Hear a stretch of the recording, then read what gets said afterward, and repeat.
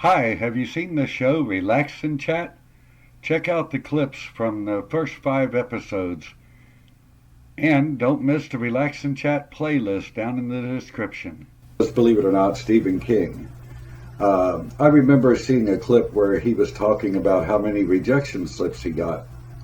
And he said, get a bigger nail, which was brilliant. Really good thing. So I'm writing a scene in Kane, and it's going along and going along, and next thing you know, I wrote myself right into a corner. I had nowhere to go. I'm backed up into this corner. And the thought of Stephen King and his bigger nail popped into my head, and however it works in the creative mind is I just had the thought pop in right then. It said, okay, you wrote yourself into a corner. Knock a hole in the wall and keep going. So that's what I did, and I got through that scene. So let me know in the comments if this interviewing myself worked or was completely crazy. Let me know what you think. With that, and also living life, because I've come to the conclusion that without living life, you've got nothing to write down anyway. Yeah. So I'm not someone who writes every single day. Writing now is much more of a joy than something that I'm trying to fit in. And I don't really think my mum works that way anyway, scheduling and sitting down. I tend to beat myself up if I can't do it. So this way, if I sit down to write, I'm writing because I want to write. I've got something to say, and I tend to write an awful lot more that way. So take a look in the description for the link to Amazon.com to check out my little book. I tend to schedule things. I don't want to say rigorously, but like there's that 2 hours first thing in the morning. I get up way before everybody else, and that's when I do. That's my quiet time. I do reading, I do writing, get a little exercise in, and so on. Just very quiet time, and then the tail end of that is writing.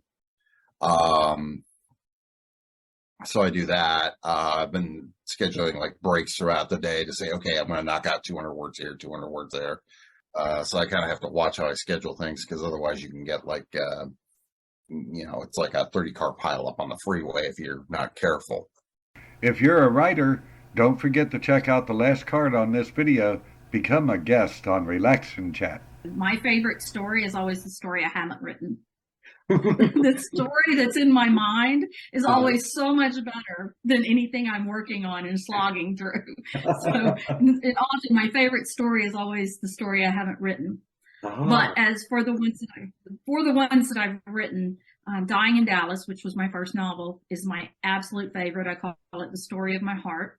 And it was something that was in my head for years and years. And when I kept saying, someday I'm going to be a writer, someday I'm going to write a novel. And so I finally sat down and wrote that. And it took me 4 years to back and forth writing and then figuring out everything. But that is the story. I feel that's the novel that made me a novelist, that proved that, yes, I can sit down and do it. And also I love the story, and it's the first book in a series, and I just love the whole series. I'm working on the third book in the series now, and I really enjoy writing that. Specifically, I've been editing with Running Wild Press for about 5 years now.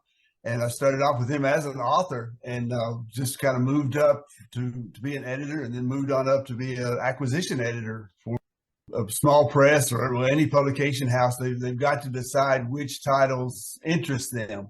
So the acquisition editor is just that, to go through the submissions to see which novels or stories fit the press, and which ones that we might be interested in publishing.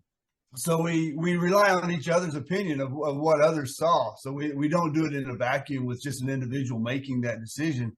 We come together as a team, because the discussions, I've enjoyed the discussions in those meetings, because you learn from what other people look for, and how they see a work that you may be in love with or may have hated, but they're more neutral, or they're the opposite end of the spectrum. So I love this because of the writing. I said, I didn't see it, but I'll believe you. So we have a good relationship there with the acquisitions team. It's easy to become a guest on the show.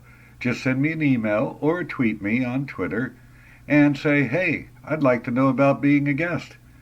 That's all you got to say, and we'll take it from there and get you on the show.